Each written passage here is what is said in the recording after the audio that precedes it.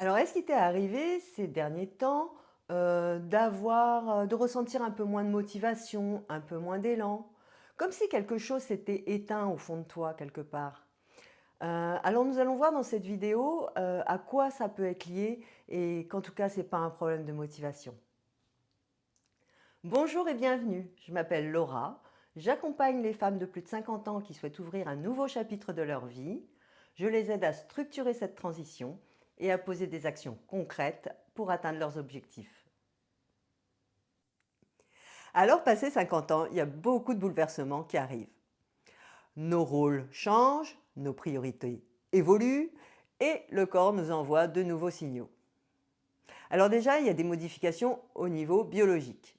Je fais bien sûr ici référence à la ménopause. La chute des oestrogènes va impacter la sérotonine, la dopamine, le sommeil et la cognition. Si bien que tu peux te sentir plus fatigué, tu peux ressentir une certaine instabilité émotionnelle et tu peux également ressentir une certaine baisse au niveau de ta clarté mentale. Passé 50 ans, il y a aussi des modifications au niveau corporel. Il y a la fonte de la masse musculaire, on récupère beaucoup moins vite et puis notre apparence, elle change. Si bien que la façon de se percevoir peut changer également et ce qui peut impacter la confiance qu'on peut avoir en soi. Et puis, il y a encore une troisième modification qui est celle des rôles sociaux qui changent. Les enfants grandissent, ils deviennent autonomes. On peut ressentir une certaine insatisfaction liée à notre travail, ressentir un sentiment de stagnation. Il peut y avoir également un sentiment d'insatisfaction au niveau du couple. Et puis, notre rôle évolue par rapport à nos parents. Il s'inverse parfois. Enfin, il y a une quatrième modification qui, elle, est beaucoup plus existentielle. Cette modification, c'est celle de notre rapport au temps qui évolue.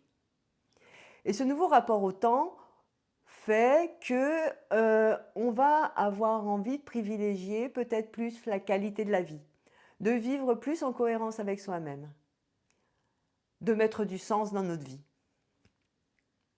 Alors tous ces changements vont nous donner ce sentiment un petit peu diffus de manque de motivation, comme si on avait perdu quelque chose, de l'envie, une étincelle. Mais c'est juste en fait que tu ne sais pas encore réellement où tu veux aller. Et ton cerveau, il ne sait pas où t'emmener du coup. Ton cerveau, il n'a pas la notion du bonheur. Il n'a pas pour fonction de te rendre heureuse. Lui, ce dont il a besoin, c'est de la sécurité et une direction claire. C'est seulement si ces deux composantes coexistent qu'il va pouvoir mettre de l'énergie, mobiliser de l'énergie pour avancer. Sans quoi, il va freiner. J'aimerais également te parler de la notion de motivation. Alors, il existe deux types de motivation, deux grands types. Il y a la motivation extrinsèque et la motivation intrinsèque. La motivation extrinsèque, comme son nom l'indique, est liée à tout ce qui est externe à soi. Du coup, ça va concerner les biens matériels, les récompenses, le regard des autres, le statut social et bien d'autres choses encore.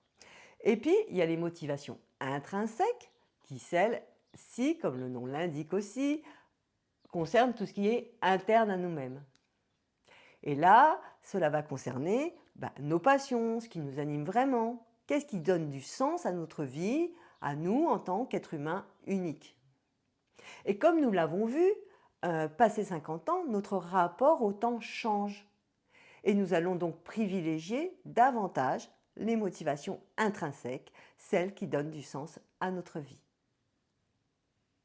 Alors, effectivement, ce sentiment diffus d'insatisfaction nous font dire, ces sentiments nous font dire que, tout ce qu'on fait, tout ce qu'on faisait jusqu'à présent, ne nous correspond plus vraiment. Mais ce n'est pas une perte de motivation, c'est que tu ne sais pas encore vraiment ce que tu veux pour toi. Et donc, ton cerveau n'a pas sa direction claire et n'a donc pas d'énergie à te donner, à mobiliser. Et donc, j'ai une suggestion à te faire pendant cette période de transition. Cette période de transition ne t'acharne pas spécialement à vouloir qu'est-ce que tu veux pour toi, mais plutôt c'est une période où tu peux commencer à te donner des permissions, à t'autoriser à ouvrir le champ des possibles et à mettre beaucoup plus de pourquoi pas dans tes pensées. Et pour conclure, je souhaiterais te faire part d'une œuvre, celle de Bronnie Ware. Alors, c'est une aide-soignante en soins palliatifs. Elle est australienne et très très proche de ses patientes. Et elle a voulu recueillir eh bien, leurs regrets. Si bien qu'elle a écrit un ouvrage là-dessus, les 5 regrets des personnes en fin de vie. Et du coup, le premier regret le plus répandu, le plus commun, eh bien, c'est de ne pas avoir suffisamment vécu pour soi et d'avoir trop voulu répondre aux attentes des autres. Ça fait réfléchir, non? Eh bien, si cette vidéo t'inspire, si tu as envie de commenter, ben, n'hésite pas, ce sera avec grand plaisir que je lirai tes commentaires. Si tu veux en savoir plus, eh bien, je t'invite à visiter mon site objectif nouvelle vie 50plus.com et puis tu peux me retrouver sur Insta, sur Facebook, je te mets toutes les petites indications dans la description. Je te remercie de m'avoir écouté, je te souhaite une super bonne journée ou une bonne soirée. Salut!